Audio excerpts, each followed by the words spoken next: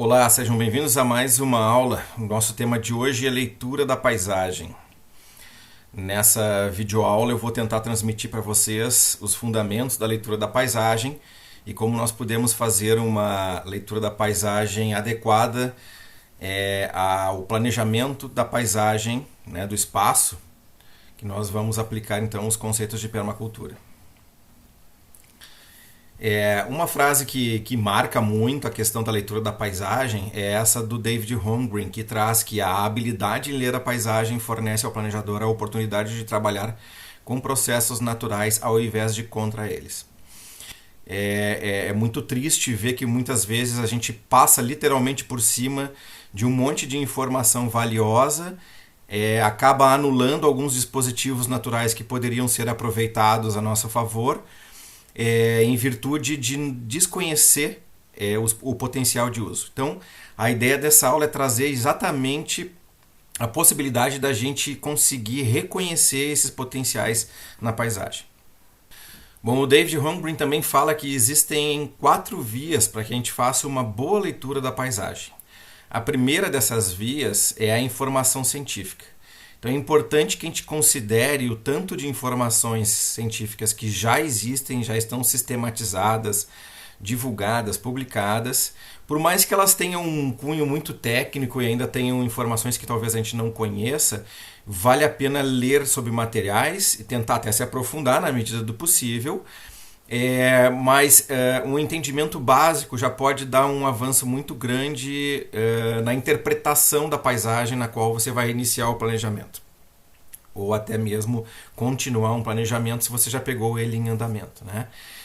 Então, essas bases elas vão poder fornecer uma série de informações tanto num período básico, vamos dizer assim, pré-projeto ou pré-interferência no meio natural em que vai se fazer o planejamento, quanto ao longo do tempo também, podendo sempre retroalimentar as informações e auxiliar na melhoria do planejamento do espaço que está sendo pensado na forma permacultural. Bom, a informação científica nem sempre vai ser adequada à escala de planejamento que nós vamos fazer, que é uma escala dentro da percepção humana, ou seja, eu vou andar por dentro do sistema, do território, do sistema que vai ser planejado, e para isso eu preciso de outras formas de observação. E uma dessas formas de observação é estar em campo, sentir, cheirar, saborear, colocando em prática o princípio Observe e Interaja, que é o primeiro dos princípios de planejamento. Então, isso nos permite uma conexão com a paisagem, nos permite entender, inclusive, a questão temporal, o que está acontecendo num determinado momento em que eu estou tendo uma interação com um ecossistema. Porque o ecossistema ele é dinâmico, então ele tem nuances, ele tem transições ao longo do ano que precisam ser sentidas, E uma das coisas, uma das recomendações que nós fazemos é que antes de fazer qualquer coisa é importante fazer uma observação de pelo menos um ano, para que você pegue pelo menos 4 ciclos. Claro que existem ciclos mais longos, como por exemplo Laninha e El Niño, mas você também não tem 6 anos para esperar passar 2 ciclos desses, Na média, pelo menos é isso que demoraria um e o outro somados. Mas que você pegue pelo menos as 4 estações para entender qual é o dinamismo de plantas, qual é o dinamismo de umidade, de sombras e assim por diante, E é importante fazer anotações, descrever, fotografar, filmar e fundamental sistematizar o que você deduz das observações nesses momentos. Porque em algum momento, lá na frente, você pode voltar a essas observações e perceber também o quão você está tornando apurada a interpretação do ecossistema que você segue observando continuamente, Uma outra forma que também nos fala o David Holmgren é o conhecimento contemplativo. E quem já não subiu em cima de um morro para contemplar uma paisagem e assim por diante? Ficar ali parado por momentos mais longos permite que a gente sinta os fluxos do vento, consiga ver como o Sol incide em diferentes encostas, e nos permite também fazer um histórico, né? Essa foto do lado aqui é do sítio onde eu moro, quando eu cheguei aqui em 2011. Eu já não consigo mais fazer a mesma tomada fotográfica nos dias de hoje porque as árvores cresceram. Mas eu tenho certeza que está muito diferente disso, né? E esse estar muito diferente mostra o quão eu interpretei a paisagem e também modifiquei ela ao longo do tempo, né? Então essa contemplação é fundamental. E essa contemplação também não é só uma contemplação de espaços de boa visada, como essa aqui da foto. Você pode ter esse olhar da contemplação também dentro de uma floresta, com escalas menores, com detalhes que vão ser cruciais no entendimento de como funciona a natureza e de como eu posso utilizar esse funcionamento para o meu benefício. E a última via, ela leva em consideração então a leitura de indicadores, né? Os indicadores eles vão mostrar para nós, eles vão comprovar para nós, né, o que o conhecimento científico, a observação de campo e o conhecimento contemplativo nos mostraram anteriormente.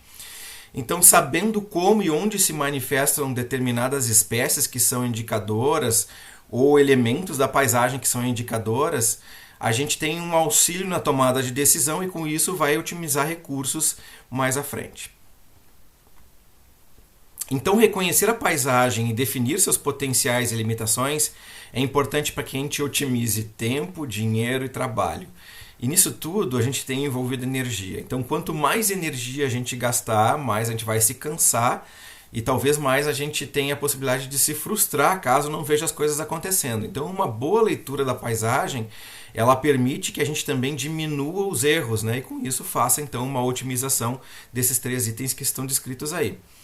Então essa interpretação ela deve ser feita antes de qualquer modificação no ambiente, como eu estava falando para vocês, né? Aquele período de 1 ano é super importante, mas ela precisa ser continuamente feita, levando em consideração que o ambiente sempre vai estar submetido a uma condição de estabilidade dinâmica dentro do crescimento das plantas, de uma modificação que você fez no acesso, no açude, da implantação de uma nova casa e assim por diante. Então, é importante fazer sempre um monitoramento e uma reinterpretação do que está acontecendo no ecossistema que você está planejando, para ter uma ideia de quais serão os próximos passos dentro do manejo a serem tomados, né?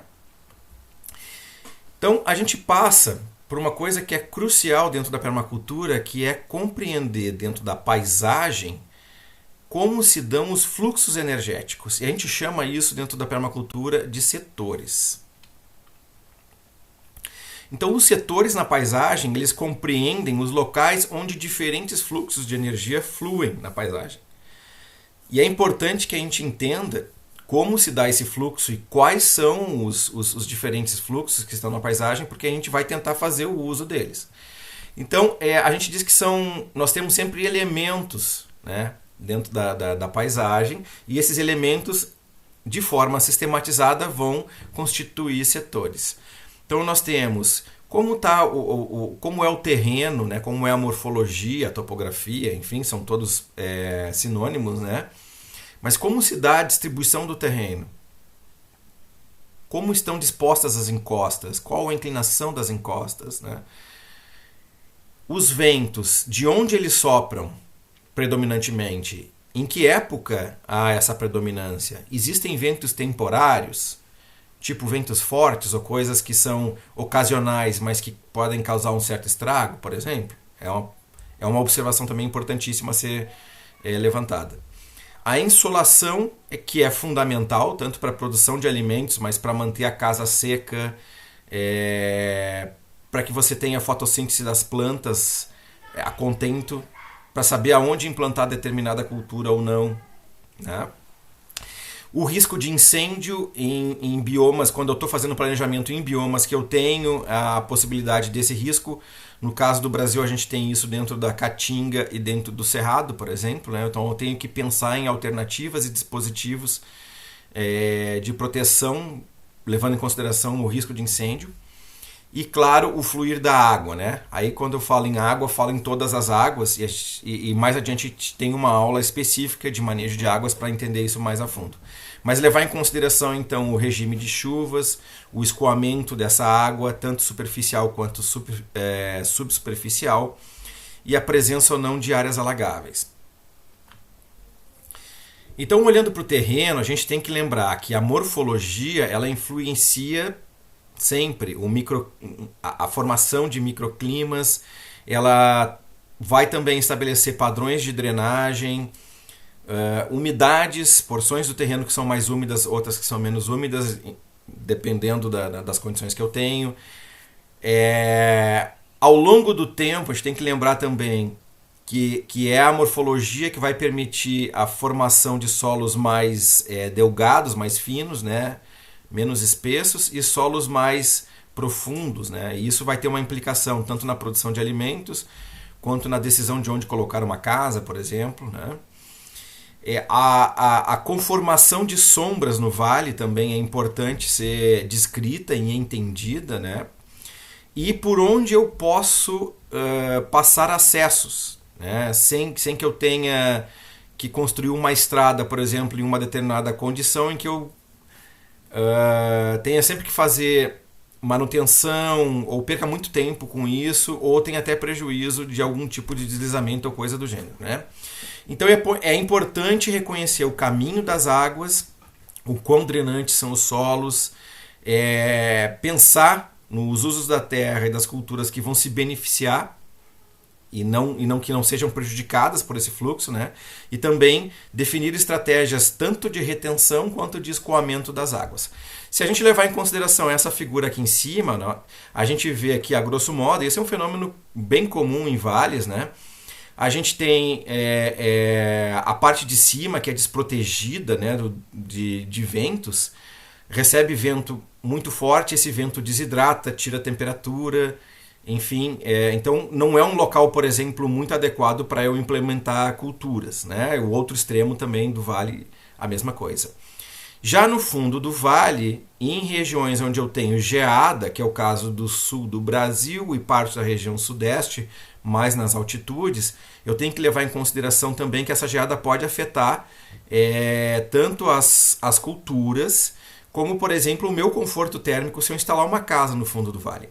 Então existe, né, dentro dessa configuração aqui, que é uma leitura meio que hipotética, mas enfim, né, uma faixa termal de melhor área para plantio, mas não só melhor área para plantio, também melhor área para estar, né, ao longo do tempo. Então a gente tem que levar isso em consideração e, claro, cada caso, cada paisagem vai ser um caso diferente. Então a gente tem que levar em consideração as diferenças geográficas que cada situação vai nos trazer. E uma das formas de representar o terreno em planta, né, vamos dizer assim, é o uso de curvas de nível para representar a altimetria. Então, levando em consideração aqui uma elevação, essa elevação ela tem diferentes cotas até chegar ao seu topo lá, que é em torno um pouquinho mais que 160 metros. Então, eu posso fazer literalmente fatias, ó, dessa elevação, e a partir dessas fatias aqui constituir um mapa lateral que mostra, né, o pico ali que vai além dos 160 metros, mas também como se dá a distribuição de cada nível cuja altimetria é a mesma, né? Lembrando que a altimetria é uma leitura feita a partir do nível do mar. E na prática seria mais ou menos isso aqui, ó. Isso aqui é um sistema de plantio de arroz em terrenos mais declivosos lá na Ásia, né, enfim, que dá bastante trabalho, é perceptível, mas ela marca bem a questão da curva de nível, e nesse caso o plantio de arroz precisa dessas curvas de nível, porque é uma planta que exige em um determinado período da sua produção bastante água, ela precisa estar saturada em água. E vejam bem, né, existe um vale principal aqui, né, por onde escoam as águas, mas existe também microvales na encosta. E esses microvales eu vou retomar mais adiante para a gente entender como fazer a leitura deles também na paisagem. E uma das coisas muito importantes sobre o terreno é medir como se dá a sua inclinação. Essa inclinação ela vai trazer uma declividade, e dependendo da declividade nós vamos ter que partir para um tipo de manejo ou para outro tipo de manejo. E uma das formas de estabelecer essa declividade é através, por exemplo, da medição da variação de altura pelo processo de vaso comunicante, né? E usando a água submetida à mesma pressão atmosférica. Bom, dentro desse processo eu posso usar equipamentos muito simples, como varas de bambu, fita métrica, que pode ser aquelas de costura, e uma mangueira transparente, que vai ser preenchida com água, para estabelecer então o nível d'água em 2 pontos de observação. Para esse tipo de medição são necessárias no mínimo 2 pessoas, tá? Bom, como é que eu faço essa medição? Tendo 2 observadores de campo, eu estabeleço uma distância entre eles, a mangueira é esticada, geralmente a gente usa o máximo de comprimento possível, desde que a declividade do terreno permita isso, porque se for muito declivoso vai ter que ser uma leitura mais próxima. Independente da mangueira estar esticada ou não, o nível da água sempre vai ser igual dos 2 lados, né? De forma que se uma pessoa subir, essa leitura vai descer e do outro lado a leitura vai subir. E a diferença de leitura de um ponto para outro nos traz o quanto variou, que aqui no caso é 75 centímetros, em 5 metros. Logo, o estabelecimento da declividade vai ser a distância vertical, que é essa aqui, dividido pela distância horizontal, que é a distância entre os 2 observadores, e isso multiplicado por 100 para eu ter o cálculo em porcentagem. Logo, a declividade vai ser de 15%. Existem outras formas de medir a declividade do terreno, com pé de galinha, com teodolito, com nivelador óptico, com estação total, com GPS de precisão, né? Mas uma das mais baratas com certeza é essa aqui e também o pé de galinha. Dentro daquele rito de contemplação, perceber como os ventos fluem ao longo do tempo é importantíssimo. Só que nem sempre a gente tem o tempo para fazer isso. Então a gente tem, por exemplo, que fazer o uso de indicadores.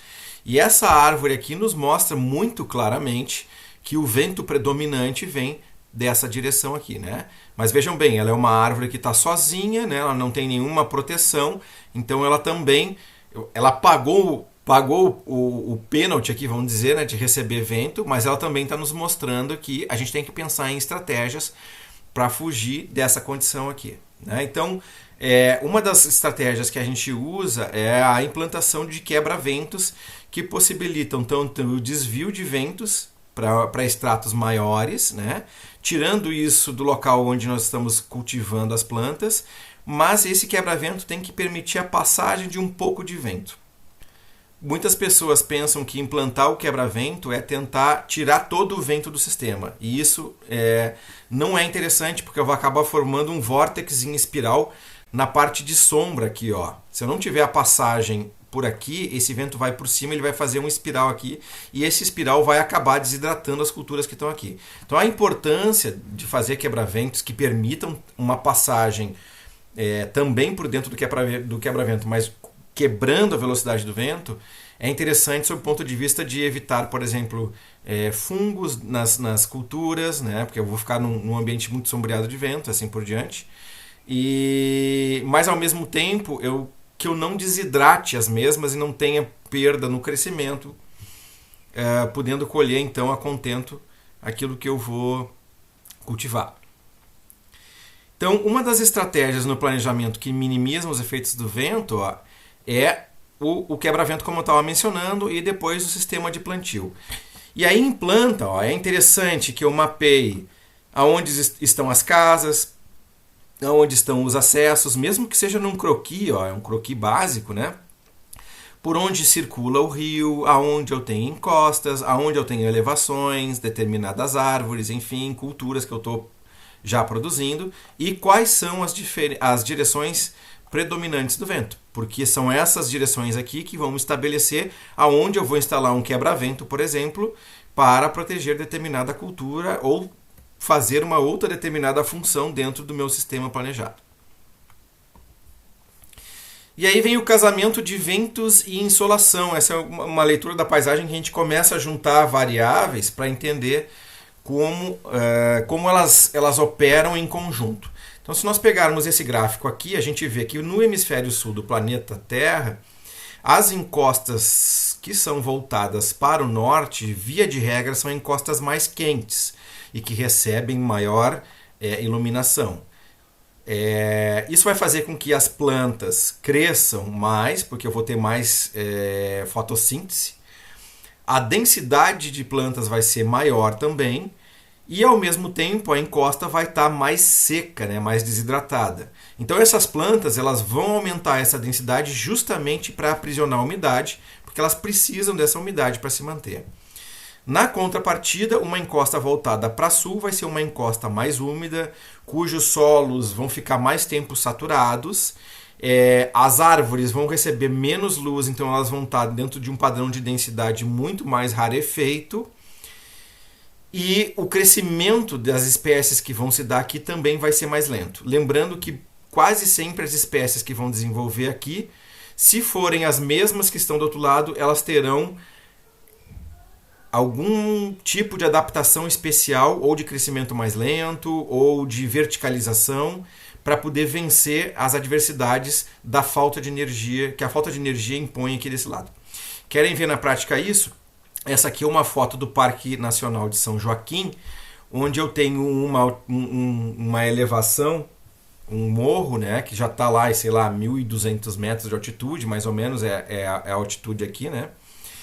E eu tenho um lado que está voltado para o sul e o outro que está voltado para norte e recebe então a luminosidade do sol. Então vejam bem, lá em cima, nos campos de cima da Serra Catarinense, nós temos naturalmente a formação de pastagens, de campos de altitude. E nesse caso aqui, mesmo que seja um ambiente propício à formação de campos de altitude, eu consigo estabelecer pequenos bosques de floresta, e lembrem, isso é dentro de um parque nacional, então não tem alteração aqui antrópica. Eu tenho estabelecimento de florestas em encostas que são voltadas para norte e que estão protegidas do vento frio e seco que vem do sul quando nós temos o inverno. E isso tudo muda de uma vegetação rasteira de um lado para uma vegetação mais arbórea, arbustiva do outro. Então, na hora que eu vou pensar, por exemplo, em estabelecer um planejamento numa paisagem dessas, eu já tenho que me ligar de que essa aqui é uma área que não é propícia ao cultivo de plantas. Porque eu só vou ter problema aqui, na verdade, né? E não vou ter sucesso, muito provavelmente não vou ter sucesso. Essa insolação, então, ela tem que ser levada em consideração a partir da dinâmica que é imposta pelo eixo de inclinação do planeta, que nos estabelece as estações ao longo do ano.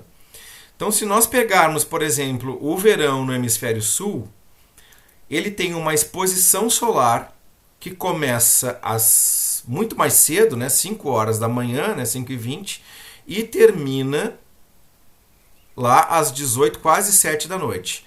Então eu tenho aí tranquilo 13 horas de sol ao longo de um dia, né? E esse sol ele vai fazer um caminhamento também que vai vir mais para sul, ó. Ele vai descer do leste para cá e vai iluminar mais a sul também.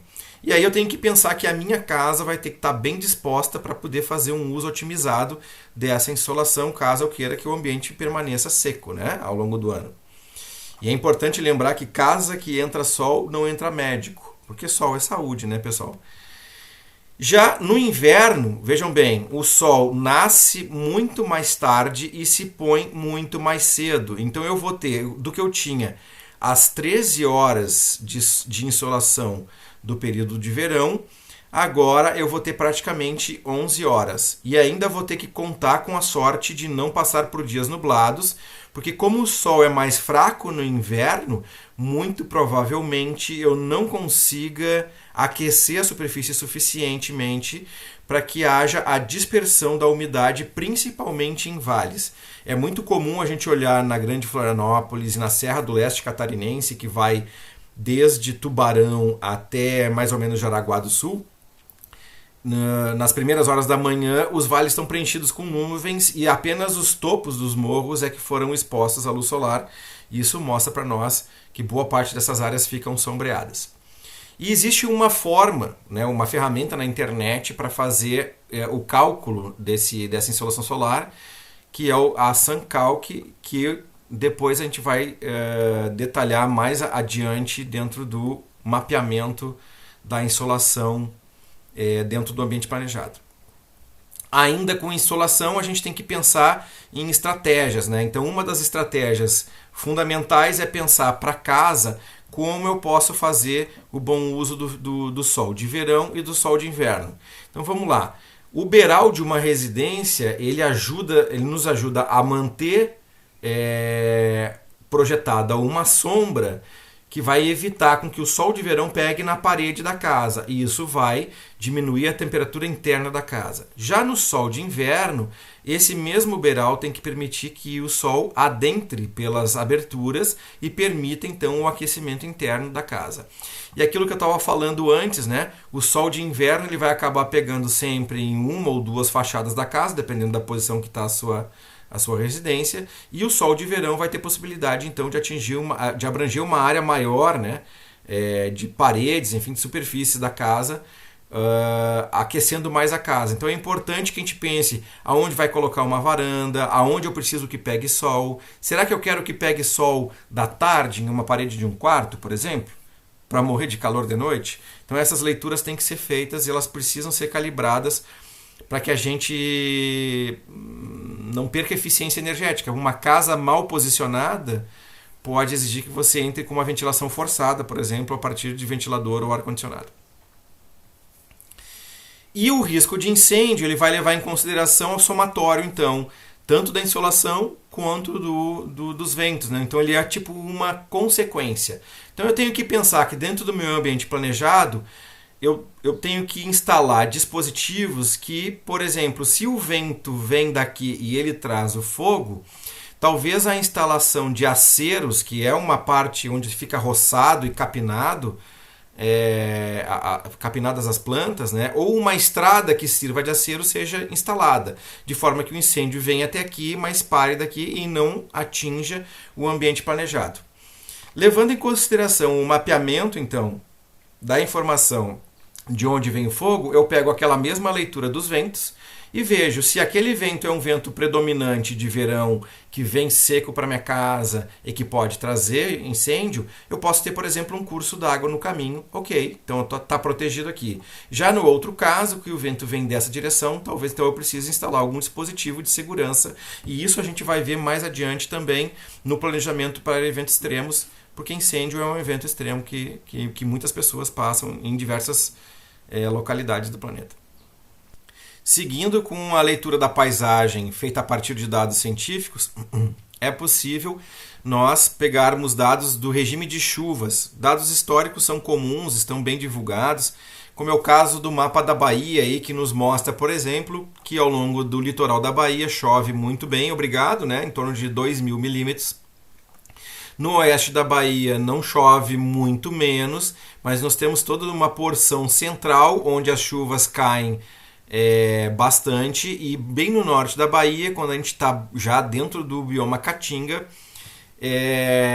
os níveis, né, de água, né, vamos dizer assim, os volumes de água de chuvas caem abruptamente. E é bem fácil de medir isso, existem materiais, equipamentos como o pluviômetro, que marca em milímetros, então a gente tem aqui milímetros, uma escala milimetrada, onde cada milímetro representa 1 litro de água por metro quadrado. Esse aqui é um instrumento barato, tá? Pode ser encontrado facilmente, mas ele pode ser feito também. E aí que vem o dado legal, né, que é trabalhar isso de forma lúdica no ensino de matemática e também de geografia com crianças e jovens. É uma coisa bem fácil, né? Se você parar para pensar, construindo o equipamento, que pode ser feito inclusive com auxílio, por exemplo, do professor de artes, né? Forçando a barra um pouco, mas enfim, dá para fazer uma interação entre diferentes disciplinas dentro do ensino. E aí nós chegamos nas águas, né? A chuva cai, ela vai em algum momento escorrer pela superfície. Então eu preciso, dentro do meu sistema de mapeamento, né, que eu estou fazendo, seja ele um mapeamento à base de um desenho, à base de uma planta técnica, à base de uma tecnologia mais avançada, eu tenho que reconhecer onde as águas fluem e como elas fluem. E se elas fluem com uma velocidade maior ou menor. Então, por exemplo, vou desenhar setas mais compridas, onde a velocidade é maior, onde a velocidade é menor e assim por diante. Mas entender a trajetória dessas águas é importantíssimo, porque ela nos permite traçar estratégias no sistema de plantio, por exemplo. Então, a água que vem de cima, ela pode ser encaminhada lateralmente de forma a formar circuitos, e esses circuitos vão fazer os diferentes processos de irrigação por onde passar. Isso mantém a água por mais tempo na paisagem, e essa manutenção ao longo do tempo permite que as plantas cresçam mais, porque todas as plantas precisam da água para diluir os nutrientes que estão no solo para poder fazer a absorção e, consequentemente, o crescimento. E ainda reconhecer, dentro da área que você está planejando, áreas alagáveis, porque você não vai querer passar pelo prejuízo, por exemplo, de ter a sua casa tomada por águas, né? Então, por exemplo, no mapa que a gente está acompanhando para as outras variáveis da leitura da paisagem, a gente vê que tem um curso d'água que ele, quando sobe, ele pega ali algumas casas que estão desenhadas. Então, ou transferir as casas, ou não alocar casas aqui, caso essa interpretação tenha sido feita antes. Por isso que a gente sempre diz que não se deve fazer nenhum tipo de intervenção antes de entender os fluxos energéticos na paisagem, né? Porque um fluxo que talvez não contribua para o planejamento, ele pode ser também prejudicial. E uma das estratégias que pode ter para essas áreas alagáveis, que muitas vezes limitam o número de culturas que a gente vai ter, é a diversificação de culturas. Então, por exemplo, eu posso transformar um banhado, né, uma área úmida, em pequenos tanques intercalados com sistemas de plantio, onde eu posso ter, por exemplo, a cultura de peixes intercalada com a cultura de vegetais. Não é interessante, por exemplo, numa área alagável, montar uma horta. Na hora que subir as águas, os canteiros serão lavados, as plantas serão levadas e assim por diante.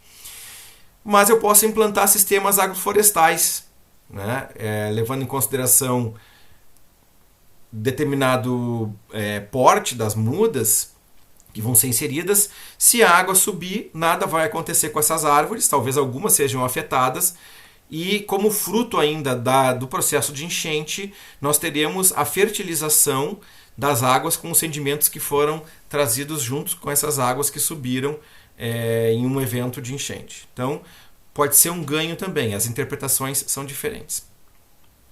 E por último, a gente parte para a leitura da paisagem por indicadores.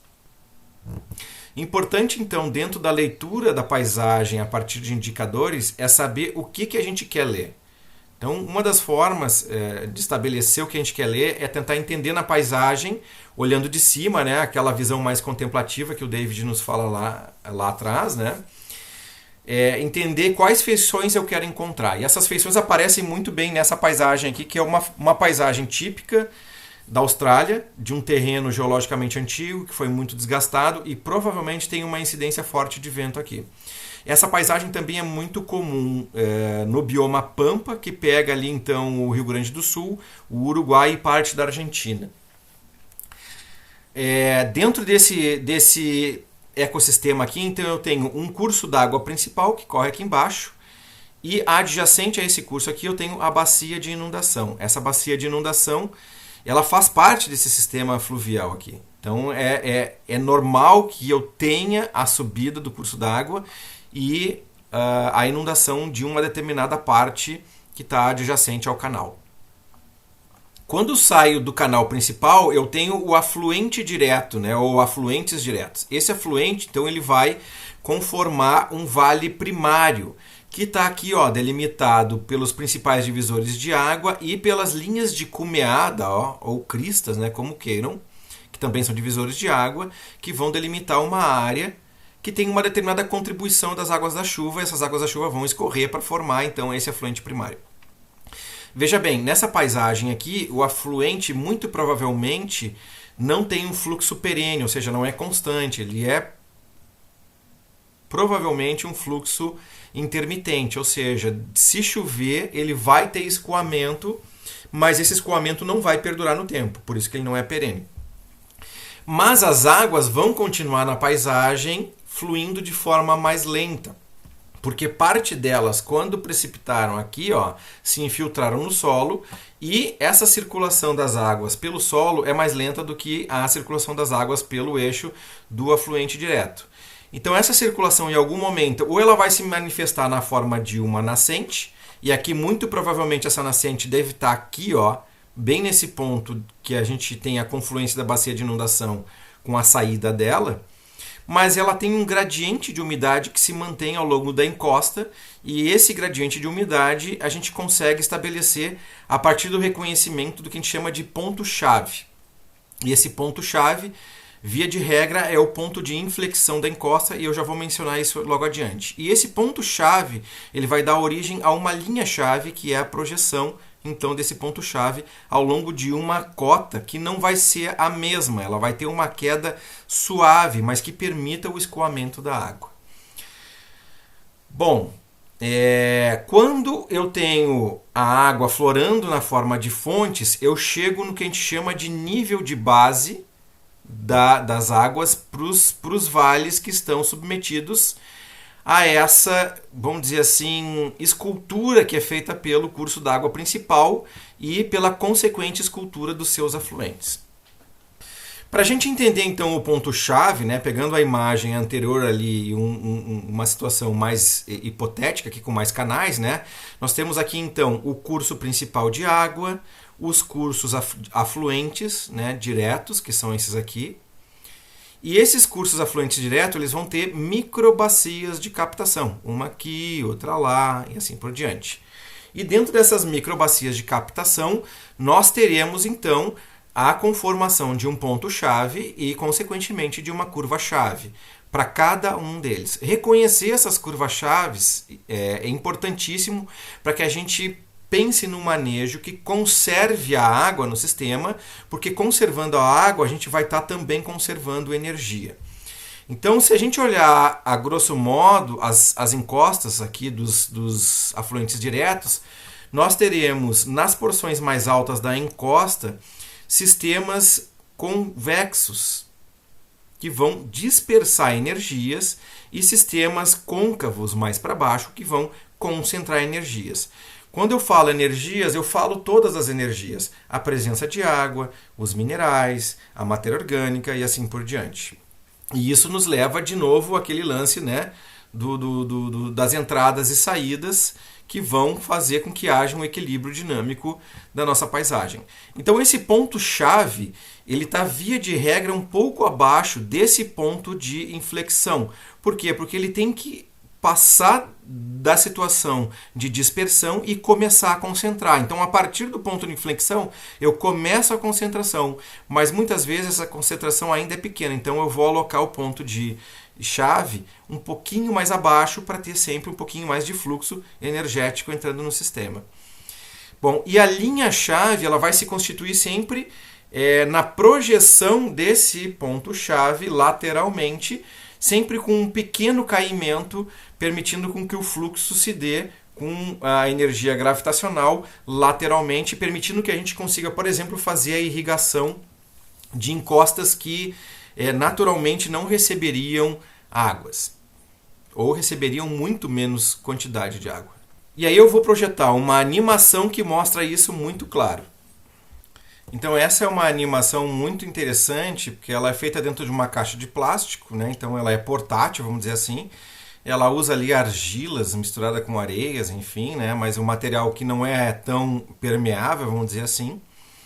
E aí o autor, né, que fez a animação, buscou mostrar de forma lúdica como acontece. Vamos dar uma olhadinha. Então ele sobrepõe aqui a imagem, né? Mas isso poderia ser feito de forma presencial, com estudantes, enfim. Ele mostra então aonde se dá o ponto-chave e aonde se dá a linha-chave ou curva-chave, como queiram, né? Enfim, dentro dessa morfologia que ele fez ali. Que a morfologia por si só é um geoindicador, mas muitas vezes a gente não tem como entender esse geoindicador, porque ele pode estar abaixo, por exemplo, de uma floresta densa, né? Então, aqui que parece a morfologia nua, fica mais fácil de ver. Dentro do processo também se marca a partir então do ponto-chave os fluxos com o canal, o curso principal de água, né? E os seus afluentes, enfim. E aí na animação joga-se uma água com corante aí, né, para mostrar o caminho das águas. Bom, a partir do caminho das águas eu consigo compreender e posso, por exemplo, constituir um açude bem alto. Ah, choveu a água, acumulou lá, né? O açude está lá em cima, enfim. E aí existem encostas laterais que não receberiam tanta água e que vão poder ser irrigadas também. Como fazer o abastecimento de determinados reservatórios fora do eixo onde a água naturalmente circula? Então veja bem ali, ó, enche bastante a do centro, porque aqui as águas circulam, e agora eu tenho dois canaizinhos, ó, de abastecimento que são definidos pela distribuição da curva-chave.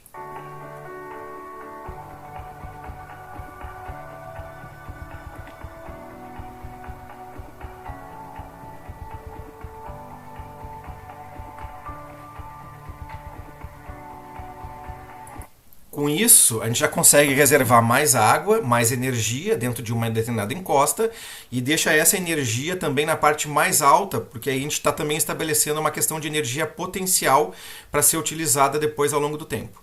E aí, ainda na maquete, o diretor do filme aí, né, nos traz então o traçado de curvas chaves sem a composição, por exemplo, de barragens, né, enfim, como ele está fazendo aqui. Mas essas curvas então vão ajudar na infiltração das águas. Elas têm uma leve inclinação a partir do curso principal que faz com que elas desçam por gravidade para áreas que são linhas de cumeada aqui, né, que seriam divisores de água e que, via de regra, estão mais desidratadas. Então as vegetações aqui geralmente crescem mais lentamente.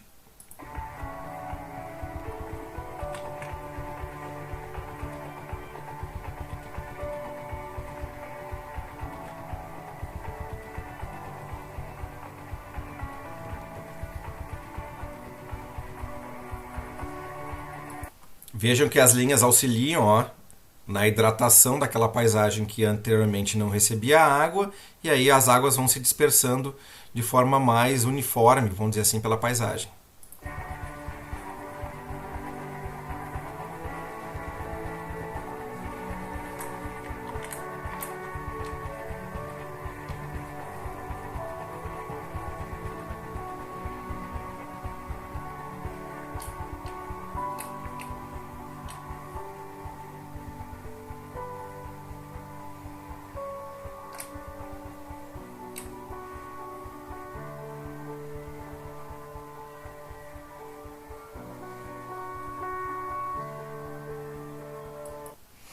Isso tudo numa escala muito lúdica que pode ser feito com estudantes, acho que das séries mais iniciais mesmo, sem problema, e a partir do 5º ano do fundamental é tranquilo mostrar isso. Aí nós temos uma aula de geografia, de física, enfim, bem explícita aí, né? E por que não também de matemática, né? Porque a gente pode calcular a área que está aqui e o volume gasto para fazer, então, a simulação da chuva ali, né, que foi feito com um spray, né? Bom, seguindo então com os indicadores, né? Na maquete ali eu mencionei que tinham geoindicadores, a morfologia é um geoindicador. Nem sempre a gente pode contar só com a morfologia, que a gente pode ter, como eu mencionei, uma floresta em cima, e aí entram então os bioindicadores. Então, os indicadores de campo podem ser plantas, formigas, inclusive um determinado grupo de plantas, que é a fitossociologia, que vai nos trazer, por exemplo, a etapa sucessional, em que determinada floresta está, né? Os geoindicadores, que é os tipos de solo, a profundidade, a coloração, se há ou não afloramento de rochas, e nós ainda podemos utilizar também socioindicadores. Então, a ocupação de animais, né, incluindo o ser humano, nos mostram, por exemplo, áreas que são mais propícias à ocupação ou não. Então, por exemplo, áreas que têm solos moles talvez não tenham a inserção de animais pesados. Quando a gente viaja para uma área mais rural, a gente consegue visualizar que as casas estão concentradas em determinado ponto, ou que as estradas passam por um determinado ponto e outro não. E como entender por onde correm os fluxos energéticos, por exemplo, na paisagem.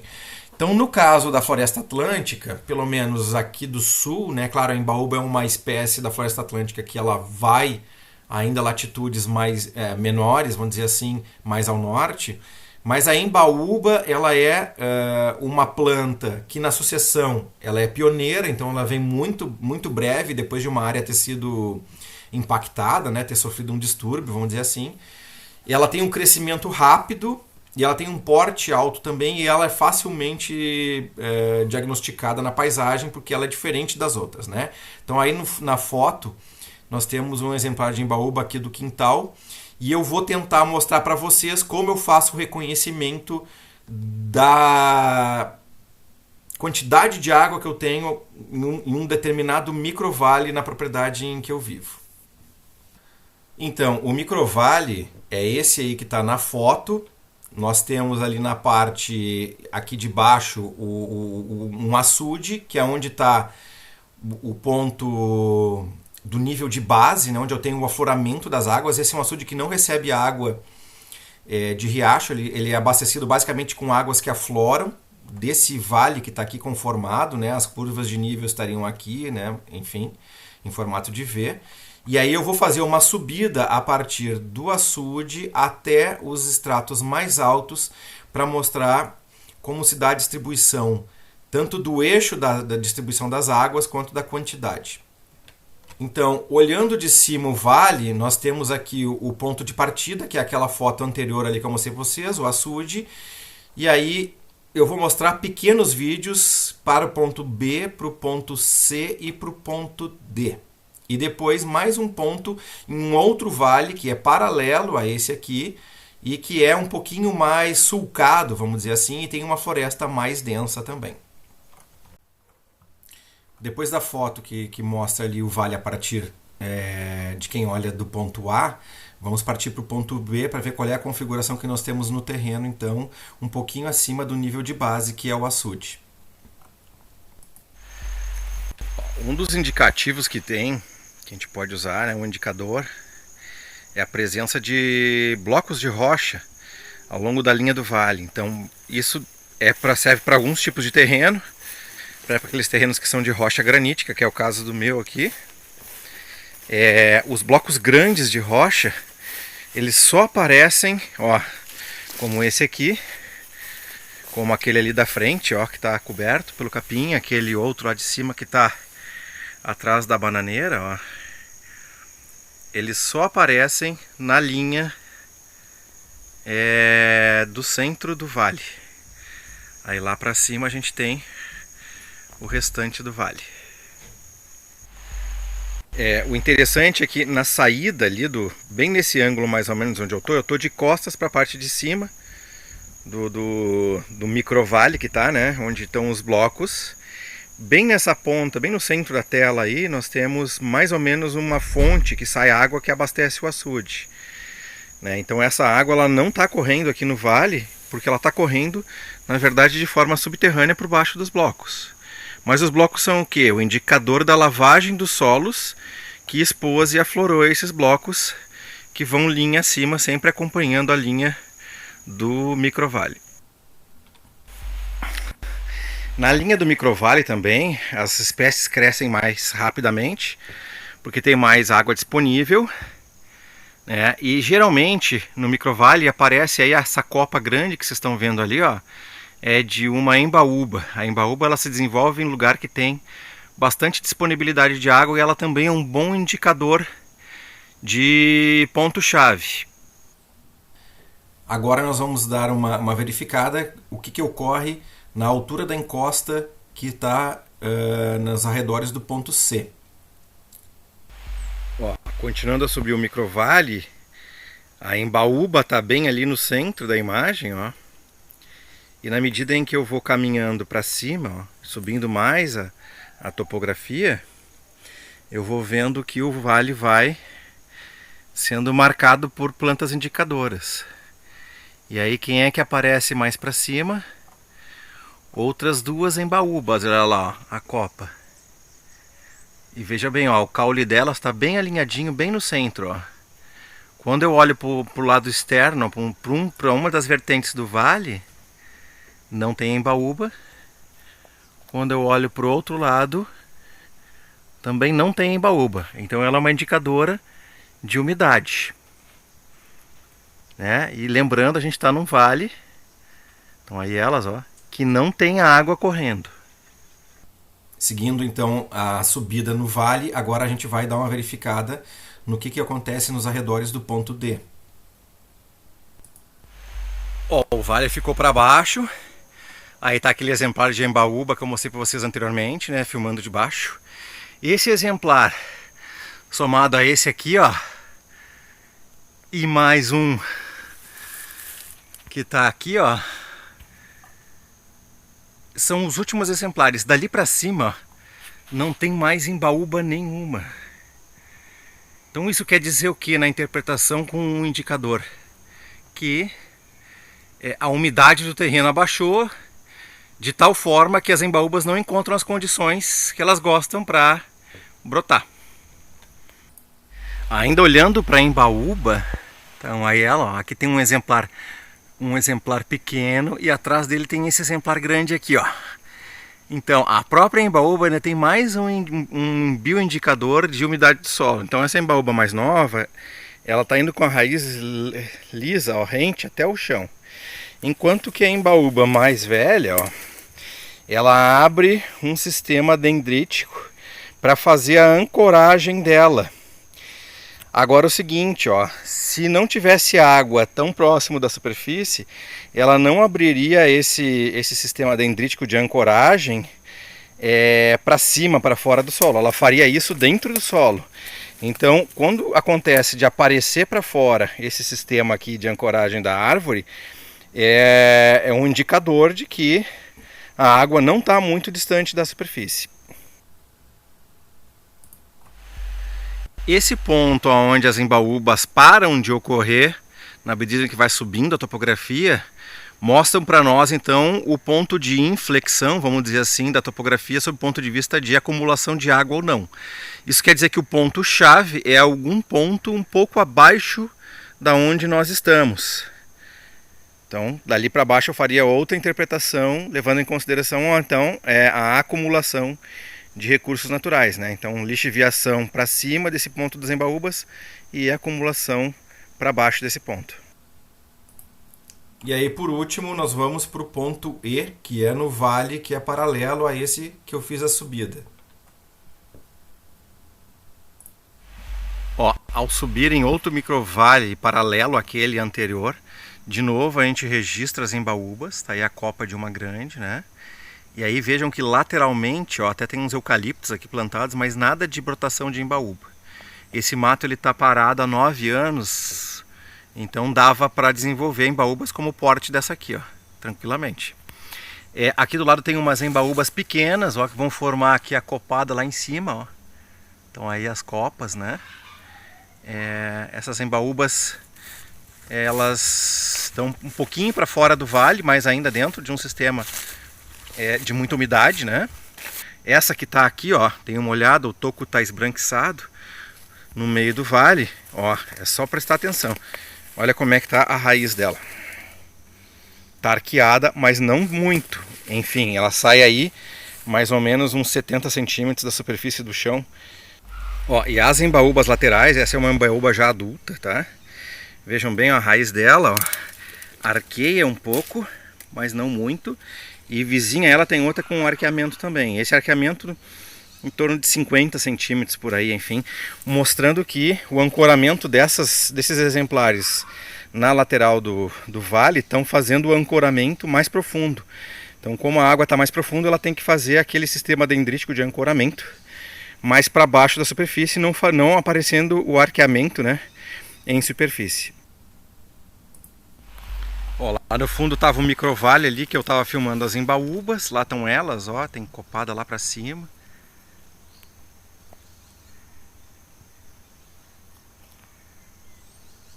Aí.